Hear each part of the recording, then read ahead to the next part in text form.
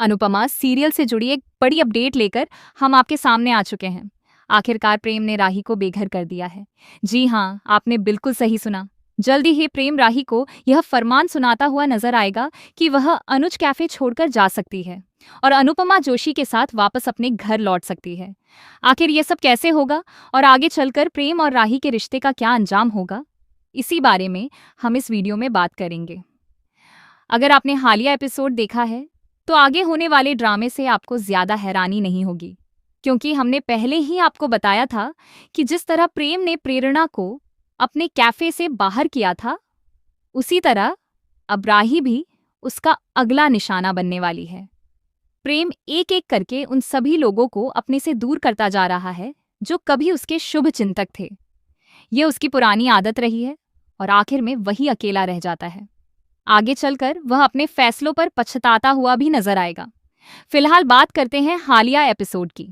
जैसा हमने पहले बताया था, राही चाहकर भी अनुपमा की मदद नहीं ले पाएगी, लेकिन टिंकू महाराज राही और अनुपमा को साथ देख लेंगे और इसी वजह से उनके मन में कई तरह की गलतफहमियां पैदा हो जाएंगी। कैफे पहुंचने के बाद भी वह इन्हीं उलझनों में फंसा हुआ नजर आएगा। जब राही वहां पहुंचती है तो उसकी भावुकता देखकर टिंकू का मन कुछ पल के लिए बदलता हुआ दिखाई देता है, लेकिन उसके मन में पहले से ही इतनी गलतफहमियां भरी हुई हैं कि आगे चलकर वही सब बड़ी समस्या का कारण बनती हैं। आगे प्रोमो में दिखाया गया है कि टिंकू महाराज बीमार पड़ जाते हैं। हालांकि उनकी तबीयत इतनी खराब हो जाती है कि वे कैफे नहीं जा पाते और अपनी जिम्मेदारी राही को सौंप देते हैं। राही बिना कोई सवाल किए यह जिम्मेदारी स्वीकार कर लेती है, जबकि वह खुद खाना बनाना नहीं जानती। यह बात सभी जानते हैं, लेकिन शायद टिंकू इस बात को नजरअंदाज कर देता है।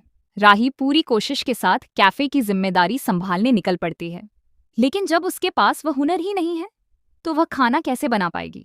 आखिरकार जब वह असफल होती दिखाई देती है तो वह दूसरों से मदद मांगने का फैसला करती है। लेकिन जैसा हमने पहले भी बताया था, एक समय ऐसा आएगा जब राही खुद को पूरी तरह अकेला और उपेक्षित महसूस करेगी। उसकी मदद के लिए कोई आगे नहीं आएगा। यही बात आपको प्रोमो में भी दिखाई गई है और आगे एपिसोड में भी देखने को मिलेगी। जब कोई उसकी सहायता के लिए नहीं आएगा, तब मदद करने के लिए वही लोग सामने आएंगे जिन्हें न तो राही पसंद करती है और न ही टिंकू। इसके बाद वे लोग मिलकर खाना तैयार करेंगे और चुपचाप वहां से निकलने की कोशिश करेंगे। तभी टिंकू अपनी पूरी टोली के साथ वहां पहुंच जाएगा। उसके साथ वसुंधरा, कोठारी और गौतम भी नजर आएंगे। वहां पहुंचते ही टिंकू राही पर भड़क उठेगा और उसके साथ बदतमीजी करता हुआ दिखाई देगा। वह लगातार उस पर चिल्लाता रहेगा। अब सवाल यह उठता है कि अगर टिंकू इतना स्वस्थ था तो उसने बीमारी का नाटक क्यों किया, या फिर यहाँ कहानी में कोई बड़ी खामी दिखाई जा रही है।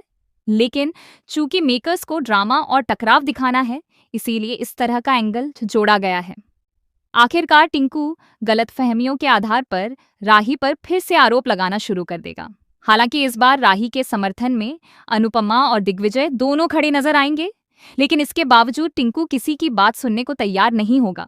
फिर वह अपना अंतिम फैसला सुनाएगा। उसका फरमान होगा कि राही अब इस कैफे से चली जाए, क्योंकि उसका यहाँ कोई रिश्ता नहीं है। वह चाहे तो अनुपमा जोशी के साथ जा सकती है। सबसे बड़ी विडंबना यह है कि जिस अनुज कैफे को कभी राही के लिए बनाया गया था, उसी कैफे से आज उसे बाहर निकाला जा रहा है। यह वही कैफे है जिसका नाम अनुज के नाम पर रखा गया था और जिसे राही के सपनों से जोड़ा गया था। लेकिन आज उसी जगह पर प्रेम उसे अपमानित करके बाहर का रास्ता दिखा रहा है।